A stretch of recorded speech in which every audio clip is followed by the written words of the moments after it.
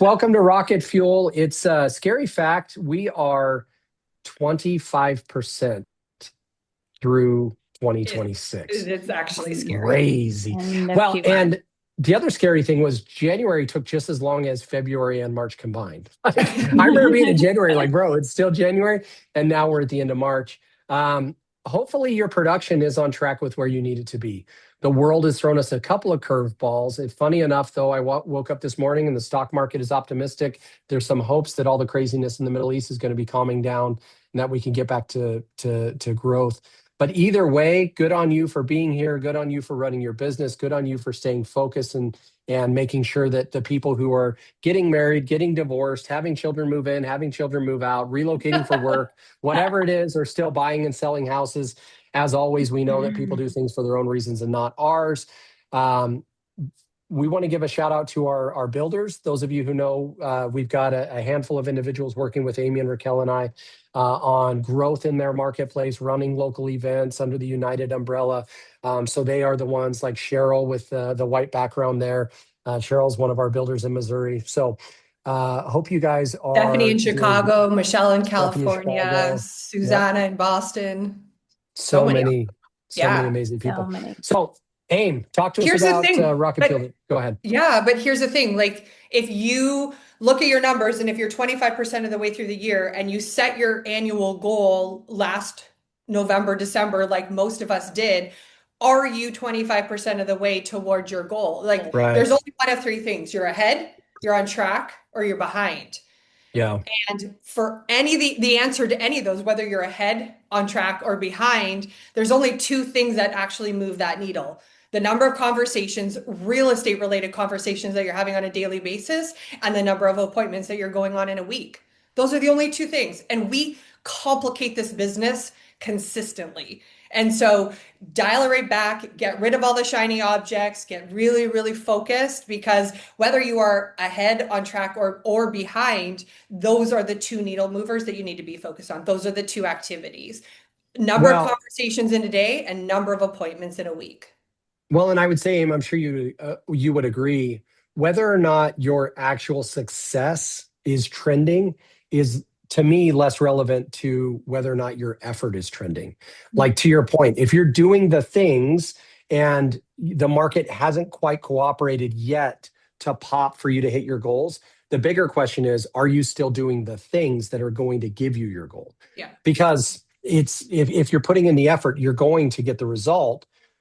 So long as the effort, it's kind of like that hard work beats talent when talent doesn't work hard. And it's like your effort will always win, even if the market is challenging, because at some point the market's going to shift and the people who haven't been putting in the effort won't be able to catch up. So one of the greatest, and I don't even, I maybe don't put it in the skill category, but I would just say, like, I have 100% had to learn this over the years, is that in sales, you have to embrace delayed gratification and be prepared to do all the work consistently, nonstop, for days, weeks, and months on end before you start to see results. And so that's why you nailed it, Joe. Like, if the effort is going in, if the activities are happening, and if you are okay with knowing that the results will eventually come, as long as you are tracking and doing enough activity today, then you're going to be just fine. And 2026 will end exactly the way you set out for it to end, with that number that you put on your 100%. business plan in 2025. So it will eventually compound. It will. It will, absolutely. And I've seen it over and over and over again. So speaking of results compounding, our speaker today is like the ultimate definition of that.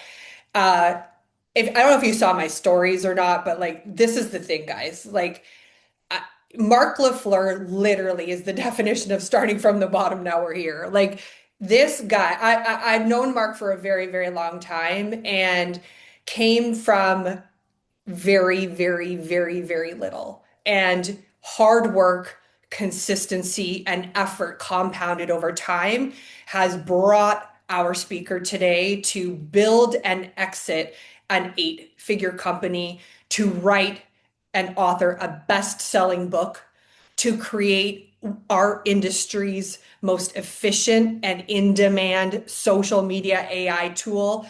And then most recently to be a guest host dragon on Dragon's Den, which literally blew up the internet during the Olympics, which was so, so cool. Marc, we are so lucky to have you here today. Can't wait to hear your perspective on how agents should be focused and spending their time and thinking and the activities that we should be doing in the market that we're facing right now based on all of the results that you've seen from your life and your business. So thank you so much for being with us today. Yo, I'm super happy to be here. Obviously, this is not my first time on Rocket Fuel, and Amy, you're right. You knew me when I was literally just a kid trying to put 20 bucks together to go to Phil's on a weekend to get $2.50 drinks. It's all we could afford back then. So a lot's happened since that time. But the reason I love coming here, honestly, is the fact that everything you guys talk about is something like I truly live and breathe on a regular basis. One of the things you said is the idea of overcomplicating things, and I see it all the time. And I'll get into it a little bit more later on. But when things get tough, people want to overcomplicate things rather than doing what they should do, which is just do the consistent stuff. That's the single most important thing. And the reason people love to overcomplicate things is because it's sexier than just doing the boring things consistently over time.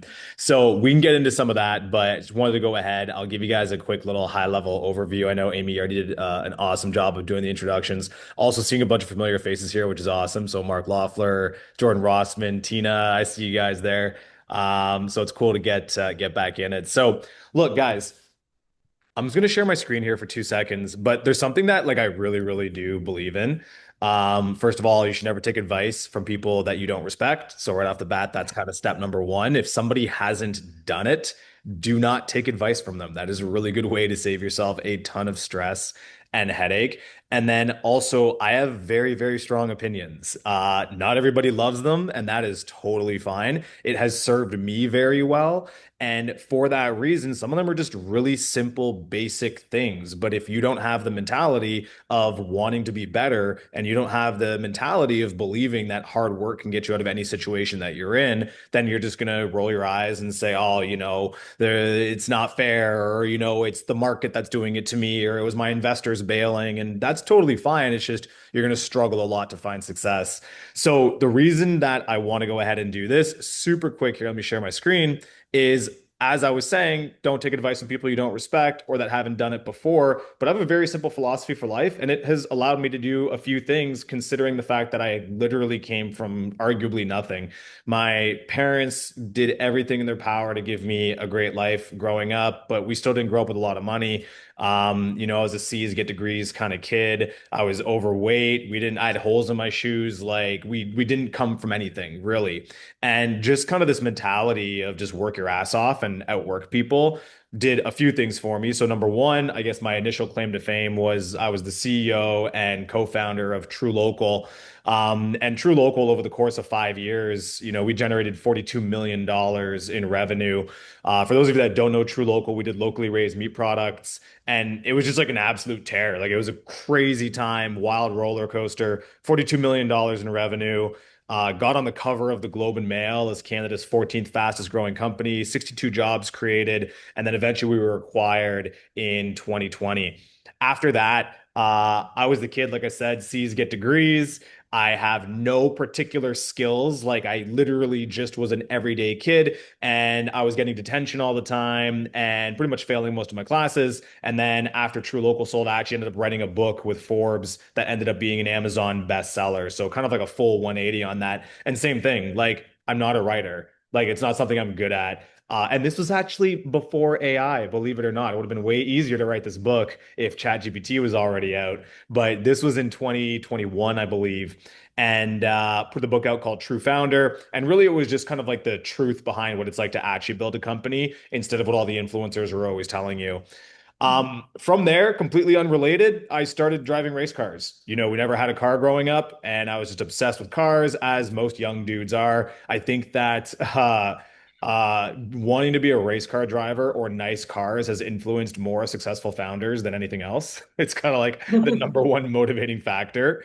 And essentially in 2022, I guess it would have been actually 2021. I bought a BMW, started racing. I had never been to the track before. I had no experience it whatsoever. In fact, when I went to the track, people were actually laughing at me because I bought my way into racing and they thought I was never going to win anything. And then, of course, we came back and ended up winning that championship because, like, can't let people talk shit and not show them what's up, right? So, ended up coming back doing that. Ended up doing a deal with Mercedes. I did 4 professional races after that, including the Toronto Indy. And then recently, I ended up running a 100-mile ultra marathon in Europe. And Marc Lafleur can attest to this. But I've never been a runner. I failed the beep test in high school. When I started doing CrossFit, like I don't even know, like 7 years ago when CrossFit was the thing, I remember anytime there was a running component, I would just get crushed. In fact, I didn't even remember the concept of how running worked. I remember seeing Marc Loeffler, and I'm picking on you here on this, but just absolutely crushing the running. Like I couldn't understand the concept of endurance running. And then essentially, I watched one too many YouTube videos after I was driving a bunch of race cars, and then the algorithm got me, and I got obsessed with running marathons. And of course, a marathon leads to something else, and something else, and something else. And then, like I said, last August, we ran 100. Well, so I ran 100 miles across Switzerland, Italy, and France, and then ended back in Switzerland. It was 45 hours straight, so that was a fun one. Crazy. Yeah, that was a good one for sure. And then finally, all of this has recently culminated on me being a guest dragon on Dragon's Den, actually just at the beginning of this month. So it would have been February 26th and March 5th are when the 2 episodes aired. And it really just kind of like is a nice little feather in the cap of, from where I came from to where I'm at today, having, sort of being able to sit on the stage and be on the panel as one of Canada's successful entrepreneurs. And of course, for anybody who knows me, like I love supporting young entrepreneurs. Like I like to give people the hard truth. And I think it's really easy to find the winners and you can kind of separate the doers from the talkers. And that's what I want to kind of talk a little bit about with you guys here today. I have a short period of time, but there's a couple things. Number one, you have to realize I don't go through all of these things to brag. Like I do this stuff for myself. Like I enjoy these things. They make me happy. I consider them a weekend warrior. The reason I show this is to show like if you were to look at this stuff on the surface, there's no connection between any of them. Like writing a book does not translate to running an ultra marathon. Driving motorsport does not translate to running a successful business. Yet somehow I have found a way to find success in all of these different areas. And really, my philosophy is just really, really boring and it's really, really clear. But obviously it works in some capacity. So that's my hope that here today, instead of diving into all of the tactics and all of the actionable stuff, which I'll talk on that in a moment. But the reason for that is it's accessible everywhere nowadays. I promise you right now, if you are stuck or you think that, oh, if only I knew how, if only somebody could teach me how to run this successful social media campaign, or if only somebody could introduce me on how to download Claude Cowork, or what is Claude Code, or what's Gemini, yo, like this is an excuse because you can just Google it and there's a million answers online. And I bet there's a bunch of people that that could teach you how to do these things. So why is that? Like, why is it that all of the answers are here, yet we're not doing anything with it? And that's kind of where I circle back to the things that have made me successful, which is success is just hard work over a long period of time. So how do you how do you put yourself in that sort of situation? And it boils down to one of the ideas that essentially you got to have a reason. Like, what is the reason that you're doing these things? What is your purpose? What is the thing that'll make it so that you're not always just relying on your motivation to find success? Because the problem is, you'll go home and you'll watch your favorite TV show that motivates you or inspires you, or maybe you will be in a scenario where you listen to a podcast and you get really jacked up. Maybe you're on a call like RocketFuel and you're like, hell yeah, I'm going to go ahead and make this happen. Everybody can do fantastic work when they are motivated. All right. The problem is that we are motivated like what? An hour, maybe 2 hours a day, if we're lucky. Like I'd actually say if you know somebody who's motivated 2 hours a day, that's actually you should spend more time with that person. But you got to understand that. Marc. Yep. Oh, I was just going to say really quick, guys, I hope you picked up on this. And I love that you pointed this out, Marc, because one of my favorite quotes is, in the game of life, we already know who's going to win. We just have to decide what jersey we want to put on. And I love that you just basically said, like, guys, the question is not how do I or can I? The question is, do I have the motivation to? And like, it's such a cool way to put things. Like you said, like guys, you can figure out how to do in 2026, like, how do I is, or like, is it possible for me to, is the craziest question. Because Marc, you would agree the answers are, it's yes. You could do whatever you want. You could build whatever you want. You could be whatever you want. The question is purely like, are you motivated enough to do the thing? And that's so different than 15 years ago. There, people had distinct advantages because they could do things nobody else could do. Where in 2026, Marc, you'd probably agree, like, yeah, no, guys, you could do anything you want. You just have to decide to have the motivation to do it. Yeah. 100%. Like Joe, you just nailed it absolutely on the head. Like there's this crazy idea back in the day. I remember when the internet was starting to take off and people were putting textbooks and books online and academic institutions were freaking out because they're like, oh my God, like we can't go ahead and just put all of the world's information online because if all the world's information is online, what's the point of academia? Everyone's going to be a genius. Everyone has access to all the information. And I think we can all agree today that most of the world are not geniuses. And the reality is that it's not just access to the ability to do something, it's the motivation to then go and do it. And of course, that translates right into AI and where we're at today with all the things that are going on. So I think that the thing that we need to look at a little bit more in life is understanding that motivation is a supplement. Okay, I call it a drug. I call it a steroid. So motivation really is a drug. And the idea is that when you have motivation, you feel like you can do anything, right? Like when you are motivated, there is nothing you can't do, right? Like you finish your workout, you come home, you got your headphones in, you're just about to smash your emails, you crush your calls. Like things are good when you are motivated. However, if you go ahead and flip that on its head, think about it when you're not motivated, right? What are you saying? You're like, oh my God, if only I could get that little fix of motivation. I would totally do this if I was motivated. Everything would be okay if I was motivated. It's a drug, right? You get addicted to it and then you crave it. And if you don't have it, you think you can't do the things. And then what ends up getting worse in terms of productivity is that instead of just doing the work, you start using like it's a proxy. Motivation becomes a proxy. So it's like, I will do this once I'm motivated. And now you're just wandering around in a circle waiting for motivation to strike as though, first of all, A, you're entitled to motivation, which you're not. And number two, as though you aren't required to do work until you are motivated. And that is where I see it. And the same thing, I see it all the time.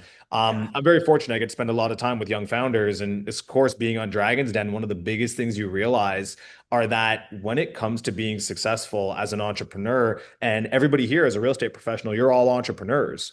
And you got to realize that like being an entrepreneur is an option, but success is not a right. Like success is not owed to you.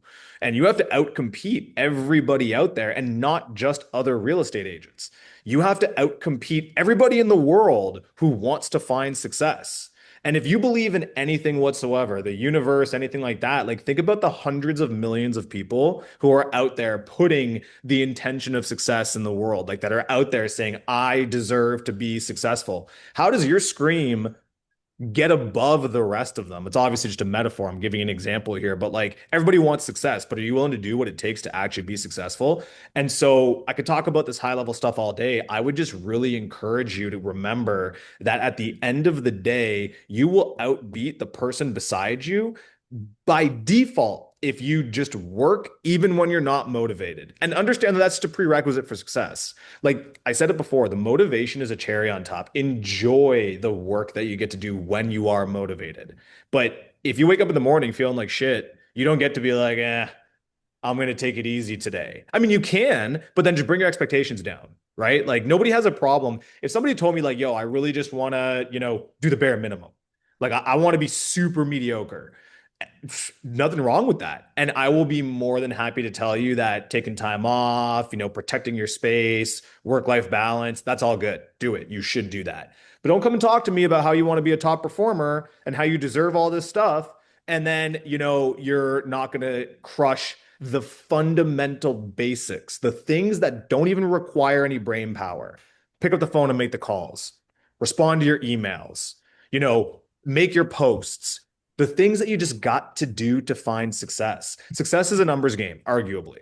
Doesn't guarantee success or anything like that. But at the end of the day, just going through the motions is significantly better than thinking that every motion has to be a slam dunk, but then only doing that once or twice a week. Okay. Marc, I remember I met with the doctor one time, and they asked me a question that was profound. Like, I imagine meeting with Socrates or something like that, and getting a question that hits me this hard. The doctor said, like, "Hey, Joe, do you think you're stressed?" And I was like, I don't know what you mean. And they were like, "Well, like, are you stressed?" And I was like, "Well, there's things that have to get done, and I do them. How I feel about doing them hasn't yet entered into my mind." Turns out I got an Aura ring, and the Aura ring's like, "Bro, you're stressed all day, every day." But I love that you said, like, if you set your goals to do the things, and you wake up every day to do the things, regardless of how you feel about doing the things, you're going to accomplish the things you want to accomplish, regardless of how you feel about it. And it's like, I think anyone who's accomplished what you've accomplished, be it in business or marathons or whatever, anyone who's ever accomplished anything would say, like, man, there were some dark days in there where I did not want to do the thing I needed to do to accomplish the thing I wanted to accomplish. But if you can remove how you feel on a given day about it, you're going to have ebbs and flows where days you wake up and you're like, I can't wait to crush it. And then there's days you wake up and you go, like, I feel like I'm totally getting crushed. But I love that you talk about, like, how you feel about doing the thing you know you need to do. If you can remove your emotions from it, man, that's a surefire way to win.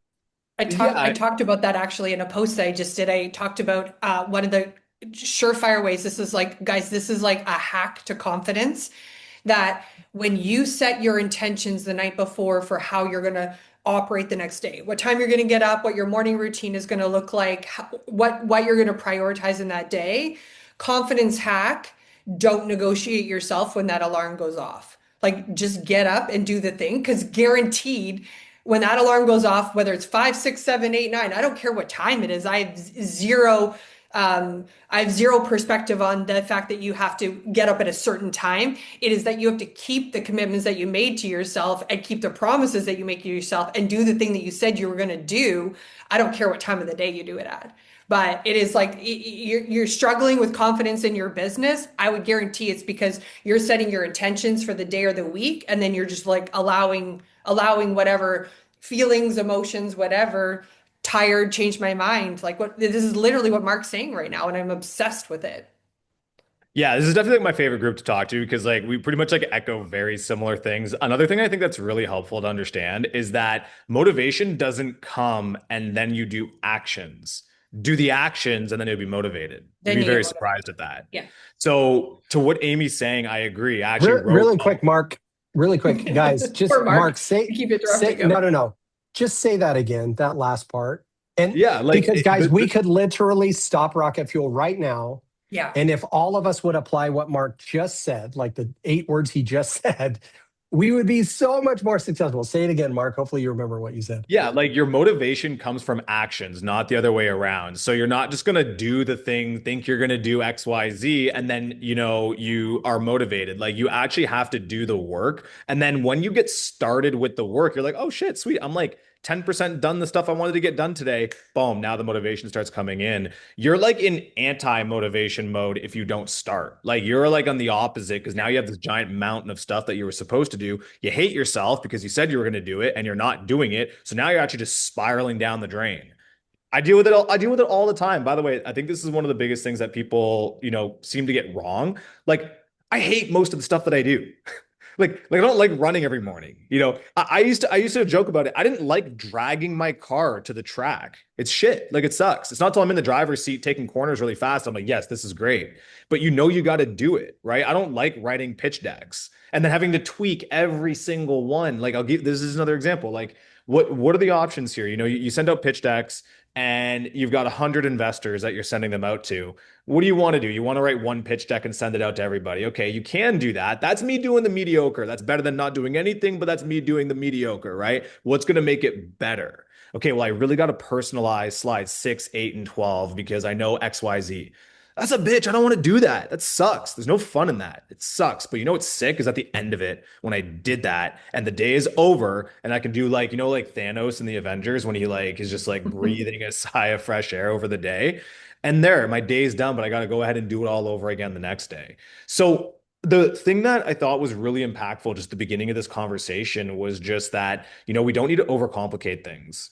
Okay. And I think that at the end of the day, when we are not seeing the results in the short term, what we default to is new strategy, new strategy, new strategy, new strategy, new thought leader, new podcast, new course, new book, new this, because we think that we're doing something wrong when in fact we're just not doing enough of the things that are proven to be right. And so I think like especially in real estate, you guys are in a numbers game. Like really at the end of the day, Amy said it best. Are you having those conversations?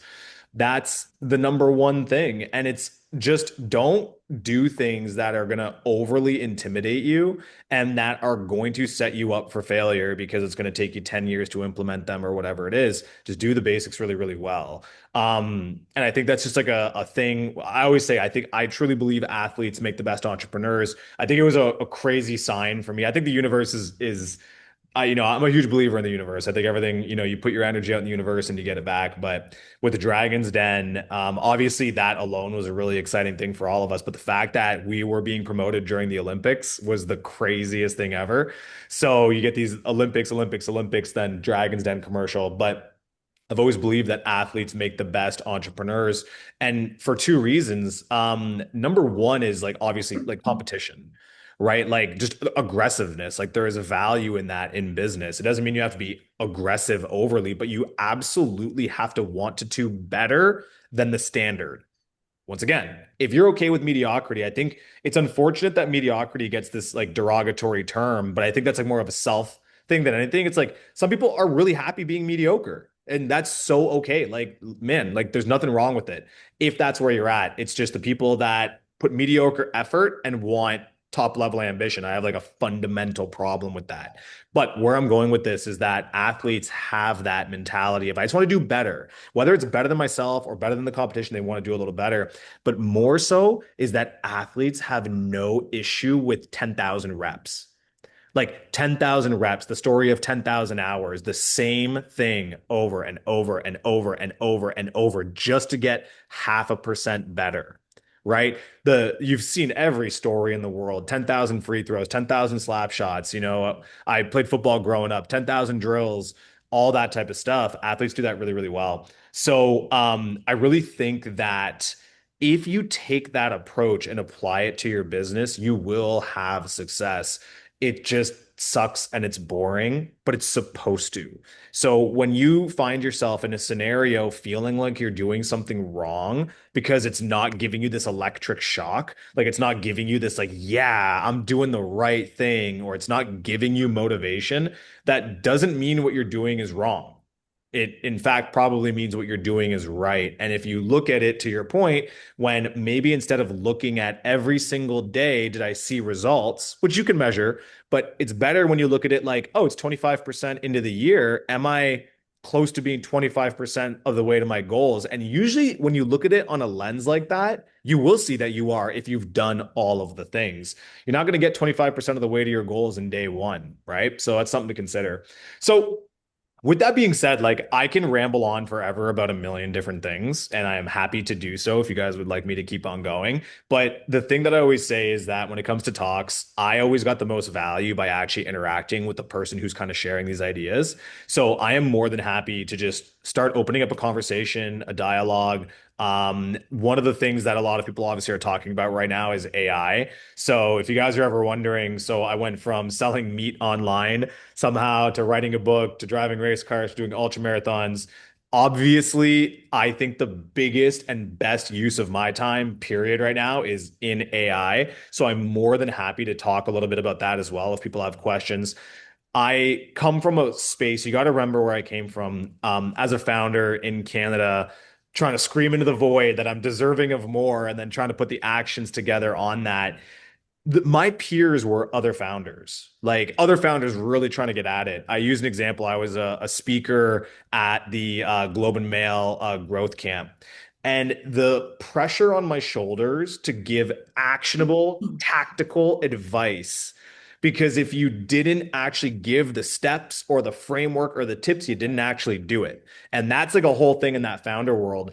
I've always carried that with me until I started talking a little bit more in real estate. And there's something interesting that happened. I started talking in real estate and AI came out. And this circles back to the thing I said earlier, where isn't it ironic that all of the knowledge in the world is online, yet everyone's not a genius? There's this thing that's happening right now with AI where I'm not being dramatic when I say this, and I can talk through examples, I can go through all this, but there's a point to it.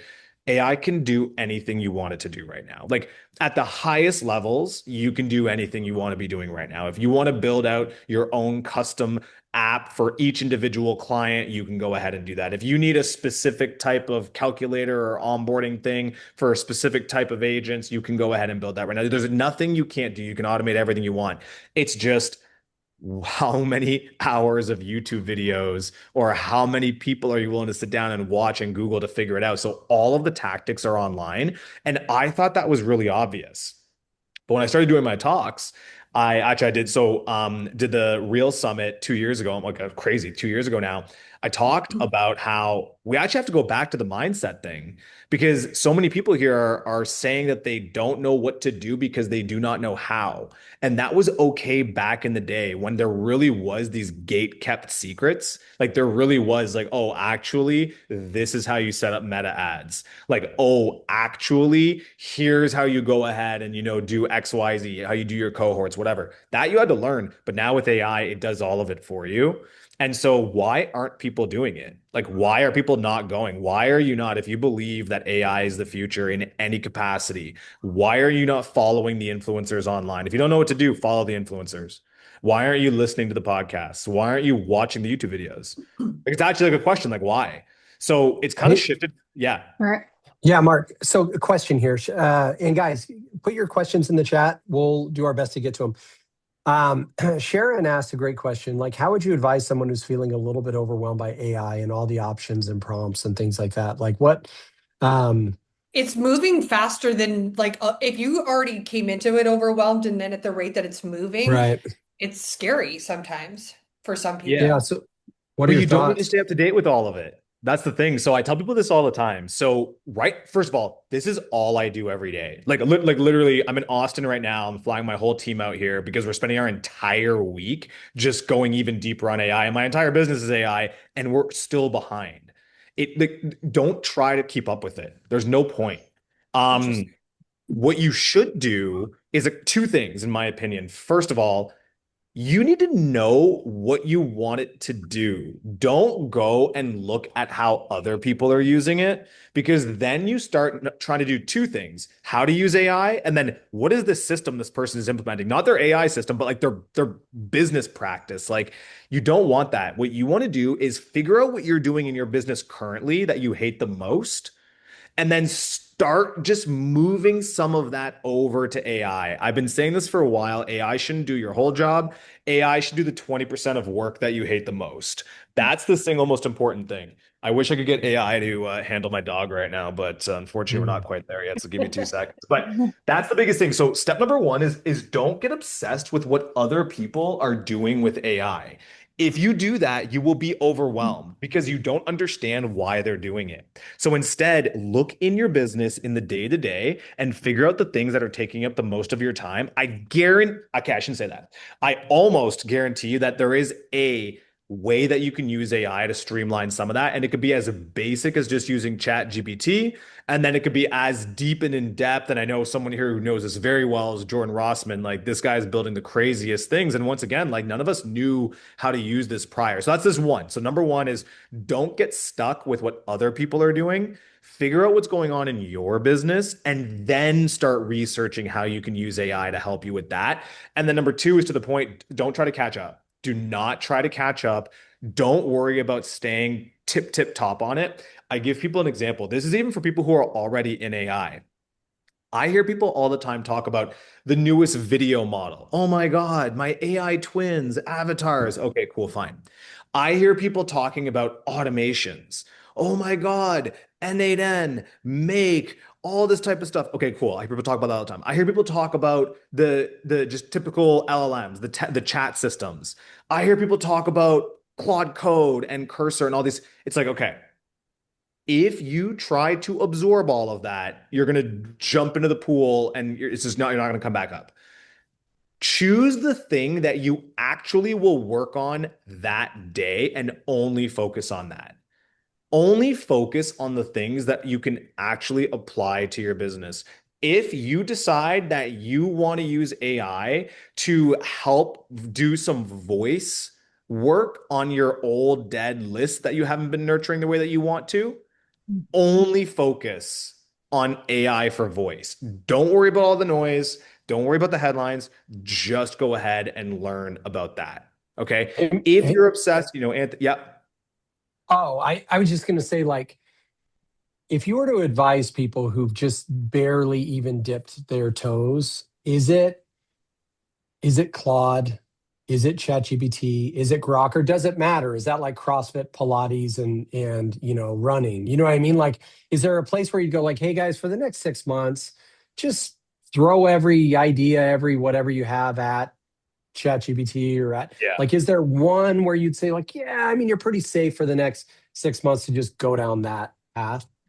Yeah, I'll kind of lay out like how I look at it. And this aged really well. This actually was the Banff conference that I did where I was like, hey, look, AI is the great equalizer. And what you need to do is build your AI intuition, which is kind of just like this like sixth sense of like, I think I'll use this tool for that. And I think I'll use this tool for this. And I know the limitations over here because they do have a little bit of that for sure. But right off the bat, listen, if you're getting started, use ChatGPT. Like don't over case in point, don't overcomplicate it. Just use ChatGPT.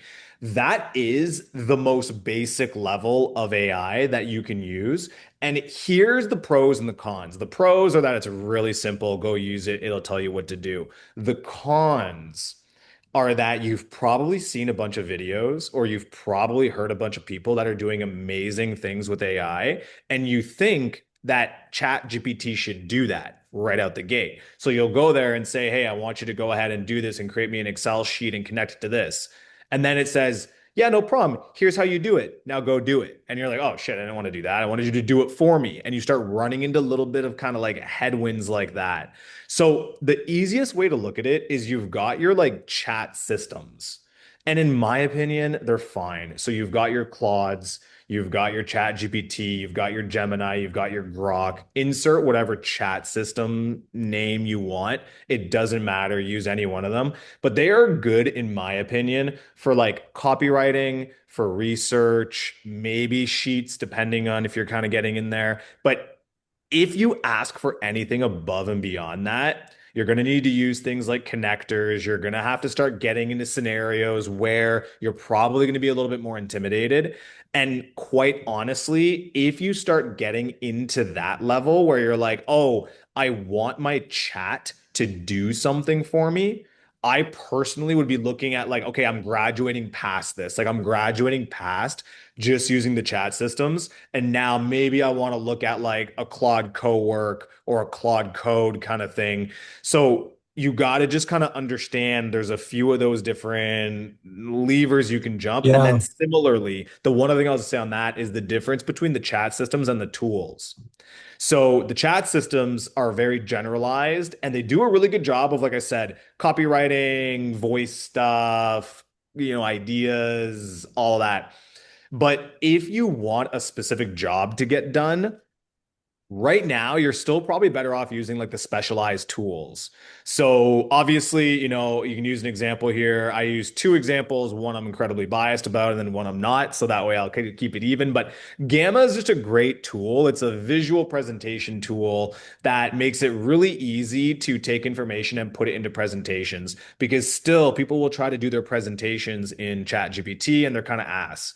So when you use something like a specialized tool like Gamma, it is purpose built for visual presentations. It will not do all of the generalist stuff that the chats will do, but it does a really good job at the one thing it does really, really, really well. The second example I use is obviously realestatecontent.AI. It's a tool that will literally automate your social media for you. Could talk about that a little bit near the end, but Yeah. similarly, It's not like Chat GPT. It won't do all of your general work. But if you're just like, ugh, I don't want to think about social media, great. I'll use a tool that'll handle that specifically.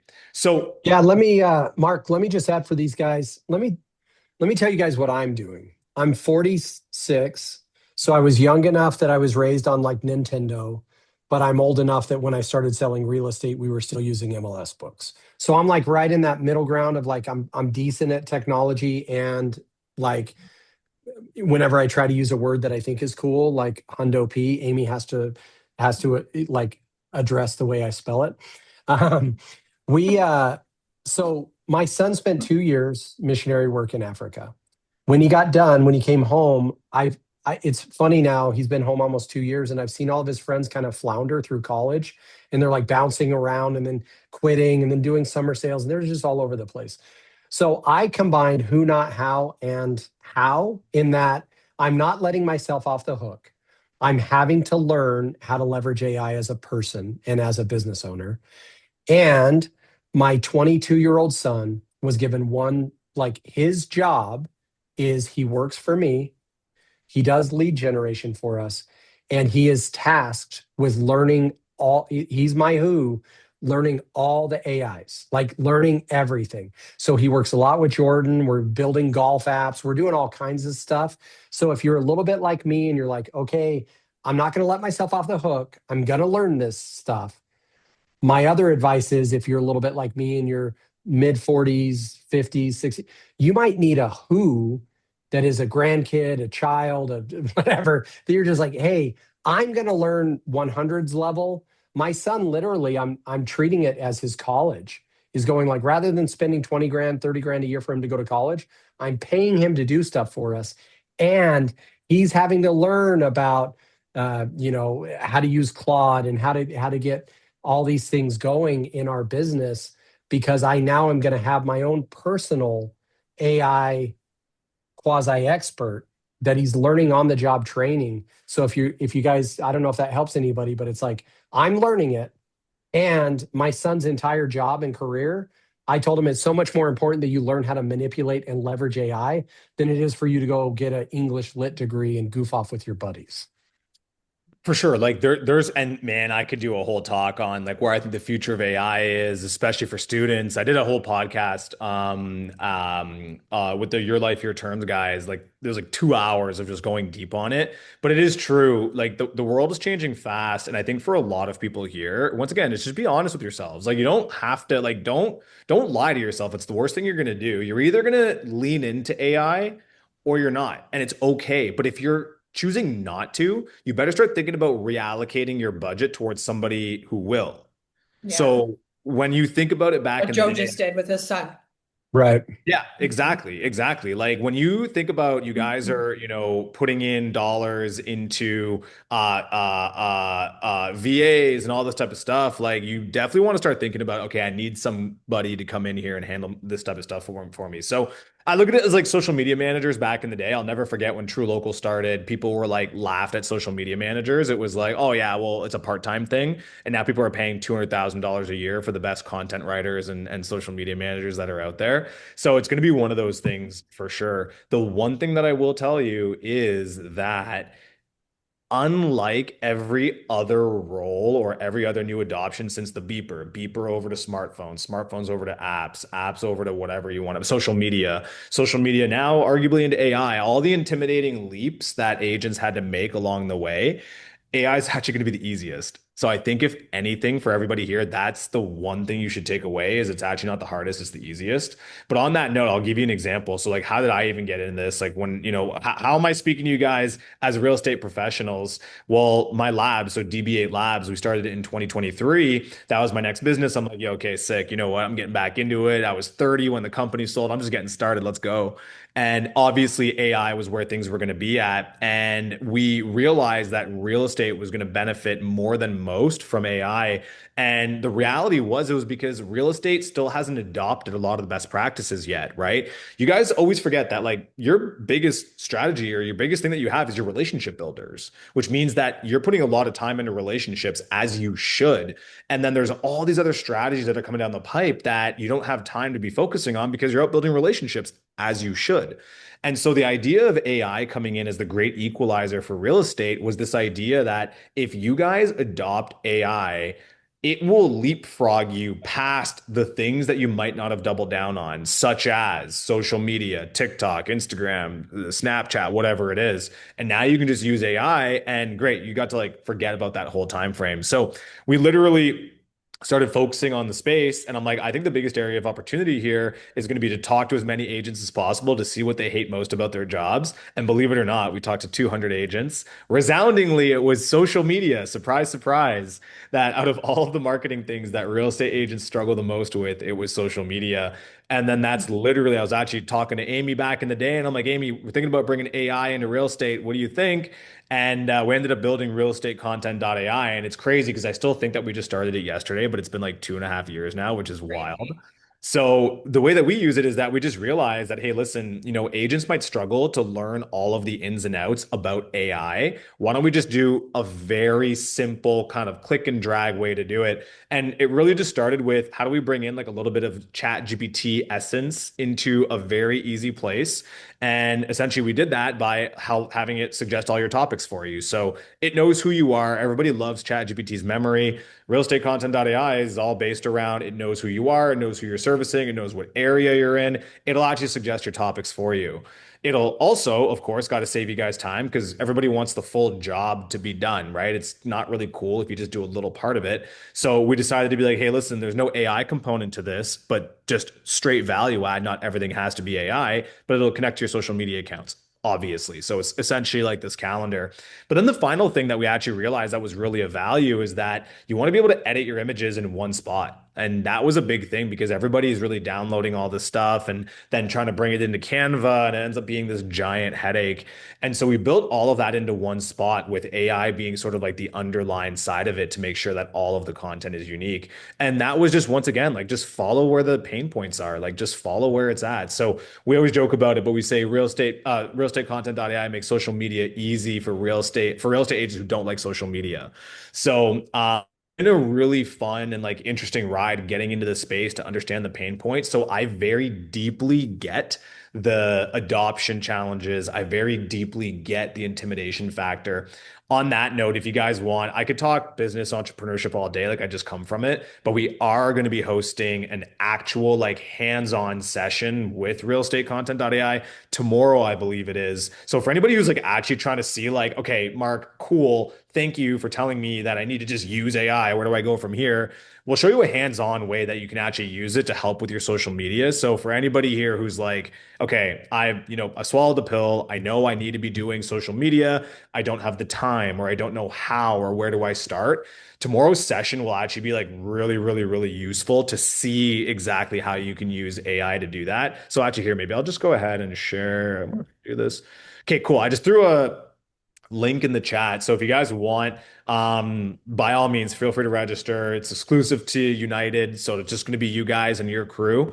But happy to walk you guys through that and kind of show you like just might be some inspiration on like, wow, like, okay, AI can do this. It might lead you into the next thing that you're excited about with AI. So happy to like answer questions. Like if anybody has anything, like they were like, yo, like, okay, like happy to go dive in if there's anything. I know time's getting a All little bit right. tight. So John Stokes, his son's graduating from Iowa in May. Congrats. Would it be wise for him to go down that path that I'm kind of down, which is like, bro, just learn AI. I've got you. You're good. Like you're financially, you're going to be okay. Now just go crazy with this thing. Like talk about Marc, if you had a 20-year-old son, 22-year-old daughter, like career, feeding their family in 10 years, what would you advise them to do? Are you saying do both or do one or the other? No, I'm saying like, do you advise kids just being 21 and going like, all right, I'm just going to become a master of AI? Do you think that person is going to win financially in the future? It's the only, like, I can't, okay. So like, I always say I have strong opinions, so I'll say it with my chest. Like there's no there's no question. Like if you do not put your kid in that, you're doing your kid a disservice. There's no ifs, ands, or buts. Like just to be clear, in like 2 years, AI is everywhere. There's no question about it. And if you aren't proficient in using it, the gap between the people who are and the people who chose not to participate will be unrecognizable.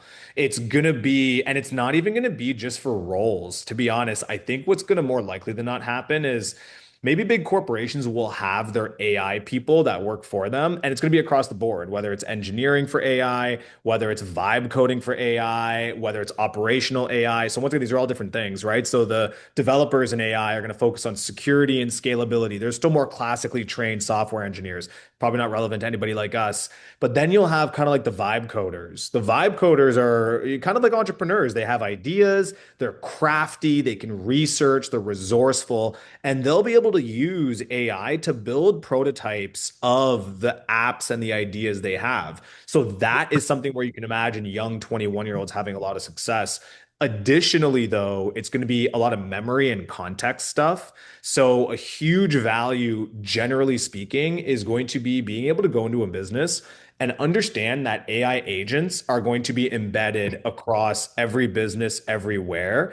But a part of being able to do that as a business is making sure that you have strong, incredibly clean data. Your files are organized, properly labeled, and then also making sure that there is a very clear connection, a context management pipeline, if you will, not to get super fancy, but just making it so that all of the information of your business is easily digestible and agent friendly. That in itself is going to be like super intimidating for us, but kids are just like, what are you talking? Like, yeah, rename the damn Easy. files and like Yeah. make it simple. Yes.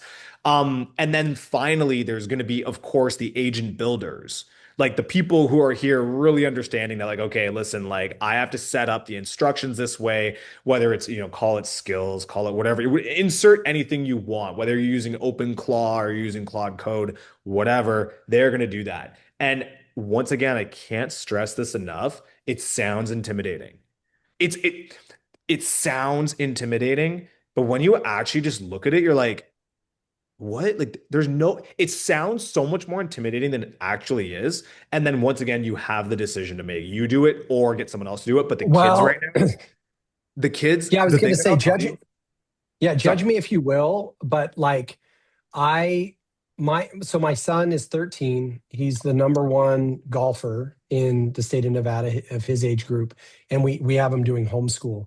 And he manipulates AI to do his homework and like to answer stuff all the time. And my wife and I have this eternal argument where I'm like, Jenny, it is so much more important for him to know how to manipulate AI and to trick his teachers by having an AI write his English paper and stuff.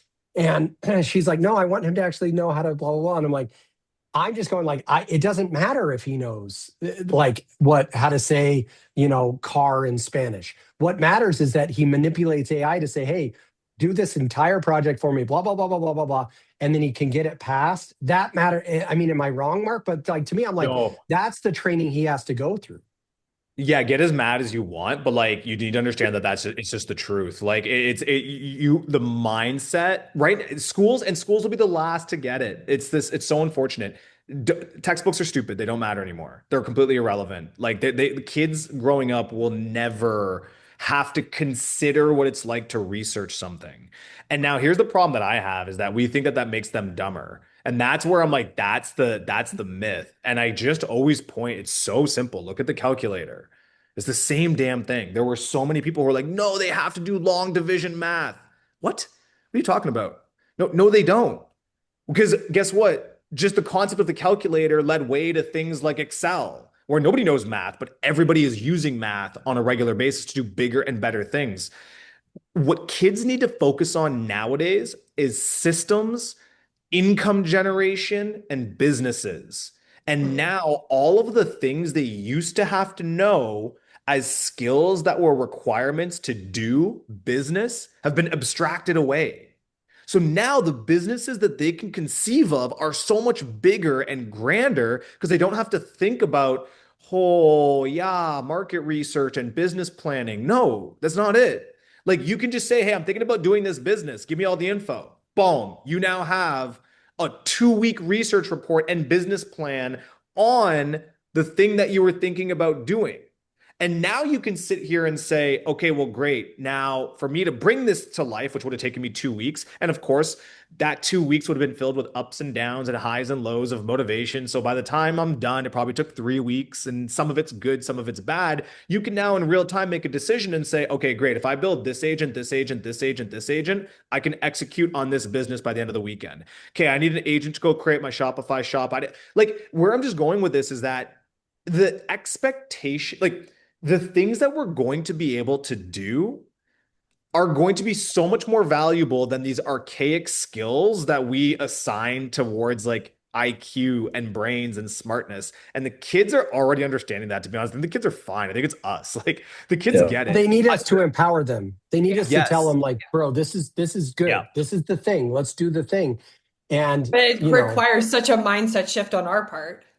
Well, if I The can thing jump that's in gonna real quick, it's almost like how they went to Common Core math. It's like all the adults are like, we don't need to do this. We just need to know 4 + 4 is 8, right? And then they're like, well, Common Core is learning, the ins and outs of why it is what it is. So, but I appreciate 100%. Mark. Mark, we're literally out of time, and I know you have a really big day with your team flying in. Just tell people what to expect from your webinar. Yeah, guys, please join tomorrow if you want to see AI in action. Like this is everything we're all in on. So if you believe in anything that I've said recently, like you'll see it in like a product form tomorrow. But we're gonna go through coming up with topics for your social media, like actually how to come up with content that people are interested in seeing. We're gonna walk you guys through how to get your posting frequency up, because at the end of the day, the reality is lots of AI content out there. The volume in which you need to be posting is significantly higher. We're gonna show you how you can sprinkle out your own existing posts. So maybe you're like, I am willing to do talking head stuff and do highly edited things, but I can't do it every day. No problem. We'll show you how you can do it twice a month, once a week, but still get all of your posts out. And it's just be a hands-on demo. So honestly, if you guys can come out tomorrow, I think you guys have seen Kyle before. Fantastic speaker. He talks a lot about for the first half is going to be just what's going on in social media, how things are going. And then you'll be able to actually walk through the product and see it. And then of course, if you guys are interested, we're there to just walk you through whatever you might need after the fact. So if you guys are available tomorrow, I highly, highly recommend joining that. It's going to be great, especially if you're thinking about AI and social media and just want to see something in action. At least, and if you're not available at that exact time, sign up so that we can get you the recording. Make sure we've got your information. So get you I'm dropping the link again one more time. Marc, thank you. You are a force and super inspiring. And we just really appreciate you coming and sharing your story, your grit, all the things that have led you to where you are today. There were so many nuggets in this session. Guys, grab the replay as well from YouTube, from United Community on YouTube, because this was a good one. You're going to want to keep coming back to it. And we'll see you guys online tomorrow for the United Real Estate Content.AI webinar.